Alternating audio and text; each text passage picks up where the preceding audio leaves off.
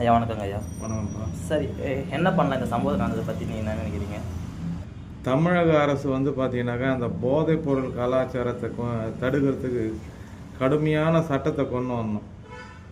எப்படின்னாக்கா அந்த குற்றவாளிகளை மட்டும் ஒரு இடத்துல வந்து போதைப் பொருள் விற்கிதுன்னா குற்றவாளிகளை மட்டும் பிடிச்சி தண்டனை கொடுத்தா தப்பிச்சும் போயிடுவோம். அந்த ஏரியா எஸ்ஐ இன்ஸ்பெக்டர் சிறப்பு சட்டம் கொண்டு வந்து அவங்களுக்கும் வந்து எந்த ஏரியாவில் வந்து போதைப் பொருள் வந்து விற்கிறாங்களோ அந்த ஏரியா ஆய்வாளர், உதவி ஆய்வாளர் இவங்க வந்து தர மாதிரி ஒரு சட்டம் கொண்டு வந்தால் தமிழ்நாட்டில் ஒரே இடத்துல கூட வந்து போதைப் பொருள்ன்ற பேச்சுக்கே இடம் இருக்காது. சரி, இப்போ அந்த 4 பசங்க ஃபியூச்சர் என்னங்க ஐயா ஆகுறது இது மாதிரிலாம் இருந்தீங்கன்னா? இல்லை, அதாவது விளையும் பயிர் முளையிலே தெரியும்னு சொல்லுவாங்க.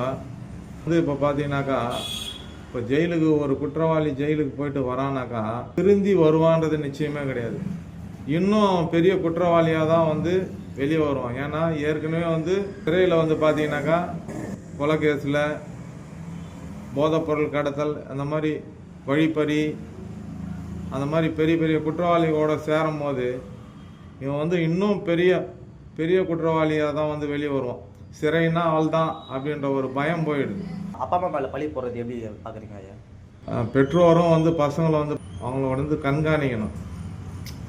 ஏதோ போகிறான் வரான் அப்படின்ற ஏனாதோனான்னு இருக்கிறதுனால தான் இந்த சூழ்நிலை. அவங்கள வந்து ஆரம்பத்துலேருந்தே வந்து கண்டித்து வளர்த்தாக்கா இந்த குற்றம்லாம் வந்து ஓரளவுக்கு அந்த இளைஞர்கள்லாம் வந்து குற்ற செயலுக்கு ஆளாகாமல் ஓரளவுக்கு தடுக்கப்படும்.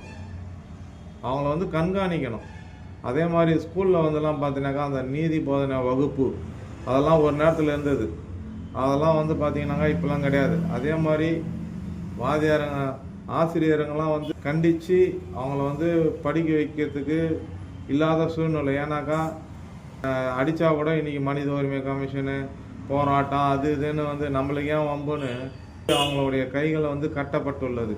இப்போ இதே மாதிரி இருந்தால் தமிழ்நாடு நிலைமை என்ன ஆகும் ஃபியூச்சரில்? இதே மாதிரி போயிருந்தாக்கா கட்டாயம் கஞ்சா வந்து 0 கஞ்சா மாநிலம் அப்படின்னு சொல்கிறாரு. அது முழுக்க முழுக்க போய் இன்னைக்கு ஆந்திராவிலேருந்து டெய்லி வந்து தமிழ்நாட்டுக்கு நிறைய வந்து கஞ்சா வருது. ரயில் மூலியம் வருது, வேன் மூலியம் வருது, கார் மூலியம் வருது, லாரி மூலியம் வருது.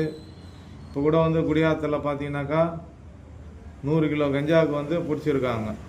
இதெல்லாம் வந்து தடுக்கிறதுக்கு வந்து அரசாங்கம் வந்து கடுமையான நடவடிக்கை வந்து எடுத்தால் தான் இது தடுக்க முடியும். இல்லைனாக்கா போதை மாநிலமாக மாறிவிடும். சிறையிலிருந்து வெளியே வந்து இதுக்கப்புறம் மனம் திருந்தி எனக்கு தானே வந்து அவங்க ஒரு முடிவு எடுத்து இனிமேல் இந்த மாதிரி ஒரு செயல்லாம் ஈடுபடக்கூடாதுன்னு அவங்களே வந்து முடிவு எடுத்தால் தான் வந்து இது தடுக்க முடியுமே கண்டி. இல்லை, இது யாராலையும் வந்து அவங்கள வந்து மாற்றவே முடியாது. நம்ம வந்து ரொம்ப ஒரு அதிர்ச்சியாக இருக்குதுப்பா. ஏன்னா நம்ம சுற்றுவட்டத்தில் எவ்வளோ நடக்குது, ஆனால் ஒரு 4 பேர் சின்ன பசங்க தான் ஒரு கொடூரமான ஒரு செயலை செஞ்சுக்கிறாங்க. இது ரொம்ப மனம் எல்லாருமே ஒஞ்சு போகுது. அதுவும் நம்ம ஊர் ஆட்களாக இருந்து வட மாநிலம் யாருன்னே தெரில, யார் வட மாநிலமே தெரில. முதல்ல அவன் அப்படி இருப்பான், நம்ம கரெக்டாக இருப்பான். இன்றைக்கி இவன் வட மாநிலம் மாரி இருப்பான், அவன் டீசெண்டாக இருப்பான். தமிழ் மாதிரி இருக்கிறாங்க பார்க்கறதுக்கு. ஒரு இதுவே தெரில, இது எப்படி தான் ஏற்றுக்கணும்னு தெரில.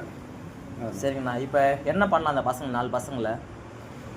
பசங்க என்ன பண்ணோன்னா அது எங்கேருந்து தோன்றுந்தான் ஆகணும். 17 வயசு ஆகுது பசங்களுக்கு மொத்த பேருமே. ஆமாங்க. அவங்ககிட்ட கஞ்சாவும் கத்தி எப்படி வந்து தான் யோசிக்கணும்.